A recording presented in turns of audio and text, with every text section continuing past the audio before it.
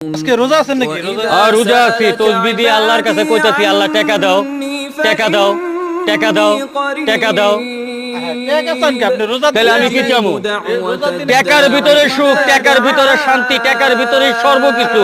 রোজার দিনে মাপ চাবেন যে আল্লাহ আমি যা ভুল করেছি, আগে যা করেছি সেগুলোর জন্য মাফ করে দাও। আপনি টাকা চাচ্ছেন কেন? আমি কি লেগে মাপ চামু? আল্লাহ তো বলো, আল্লাহর কাছে মাপ চাই, আমি বিপদে পড়ুম নাকি মিয়া?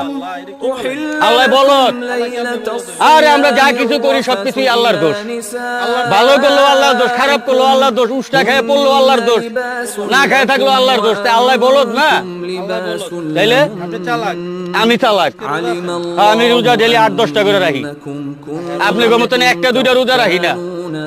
আমরা একটা দুইটা রোজা রাখি, আপনি 8-10টা কিভাবে? আমি 8-10টা রোজা রাখি, কারণ আমারে কেউ কিছু দিলে আমি না করতারি না, শরম করে। কে কিছু কি দিব? দিনে কি আমরা কেউ দিবেন? রোজার দিনে কেউ কিছু দিবেন? কত জনে দেয়, কত জনে দেয় ভালোবাসা।